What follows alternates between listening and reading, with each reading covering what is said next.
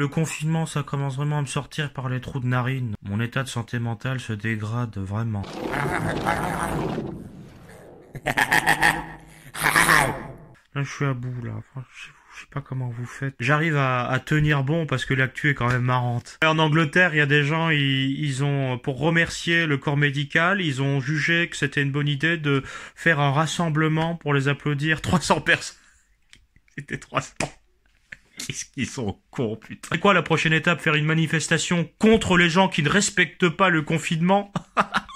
Ah, ce serait magnifique. Je m'imagine plein de trucs et j'imagine ce que j'aurais fait si j'avais su que le confinement allait arriver avant que ça arrive. Qu'est-ce que j'aurais fait au mois de janvier si je savais avant tout le monde qu'un confinement en Belgique allait arriver en mars? Déjà, j'aurais acheté plein de PQ et je l'aurais revendu au marché noir. Au marché noir? Bah c'est raciste, ça. Avec toi, même les sans-papiers n'auraient pas été au bout du rouleau.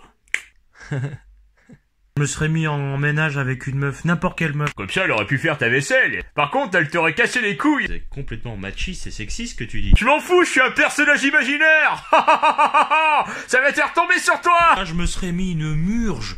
Mais une murge. Les 7 jours avant le début du confinement, je serais allé à l'hosto, j'aurais demandé au médecin de me mettre dans un coma artificiel tout le long du confinement, et puis je serais rentré chez moi frais comme un gardon. Quelle bonne idée, S6. J'aurais acheté un jetpack pour m'envoler. Je vole les amis. Ouais, mais pour aller où? Je sais pas, le but c'est de s'en aller, quoi, d'aller loin. D'aller le plus loin possible. Ouais, mais si tu tombes sur un hélicoptère du FBI...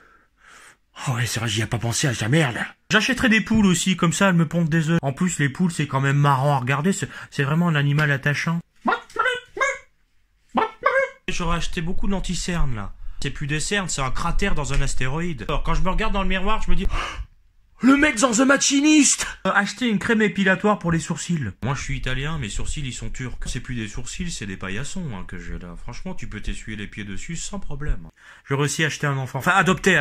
Comme ça, j'aurais quelqu'un sur qui pouvoir déverser un peu mon stress et ma colère. Il me semble que c'est un peu borderline comme idée. Tu la veux, ça là?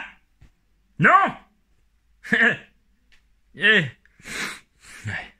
On va voir s'il n'y a pas moyen d'étriper 2-3 trucs dans le jardin. J'aurais engagé une couturière qui me ferait plein de masques. Comme ça, je pourrais les revendre au marché noir. Je me ferais plein de thunes. J'aurais engagé une couturière chinoise, comme ça, il y aurait... Non, une couturière... Voilà, parce que je croyais qu'en fait, tu voulais faire la vague par rapport au fait que... Enfin, tu vois, quoi. Non, je comprends pas, non. Chose super importante, j'aurais chouré les téléphones de mes parents. Ouais non, ma mère, elle me fait chier, elle m'envoie tout le temps des messages. Tu fais quoi? Quand est-ce que tu viens me voir? Ça me manque de voir tes petites crolles, et après tout, c'est moi qui t'ai mis au monde, hein. Ne l'oublie pas. Et mon père, quelle idée de lui avoir offert un smartphone. Depuis qu'il a un smartphone, il a découvert les messages WhatsApp. C'est quoi la prochaine étape? Il écrit des smileys, et il s'inscrit sur Snapchat, et il publie des stories où il court après sa poule. C'est quoi WhatsApp? C'est quoi Snapchat? Tu te fous de ma gueule, là? Hein?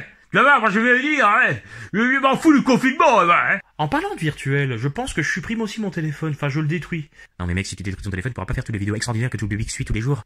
Ah oui, c'est vrai. Enfin, je détruis pas mon téléphone, mais en tout cas, je désactive tous mes comptes sur les sites de rencontres. Là, ça n'a plus de sens. Avant le confinement, j'étais sur 22 sites. Aujourd'hui, je suis sur 42. Je suis même inscrit sur filledésespéré.com. Je pensais que j'avais touché le fond, mais là, je plonge sous terre. Là, j'ai matché avec une naine l'autre jour. Une naine. Quand la meuf te dit que la première chose qu'elle regarde chez un garçon, c'est les genoux, c'est fini, quoi. J'ai matché aussi avec une fille qui avait pas de bras.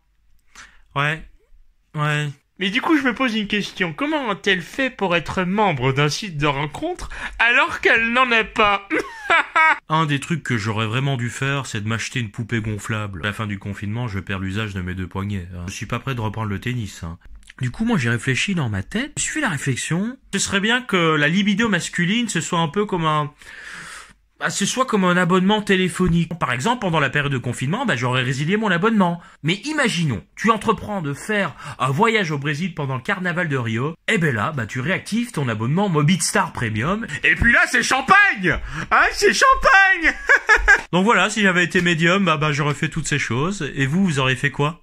Et pour ceux qui ont une poupée gonflable, n'hésitez pas à me le mettre en message privé, je viendrai le chercher en toute discrétion.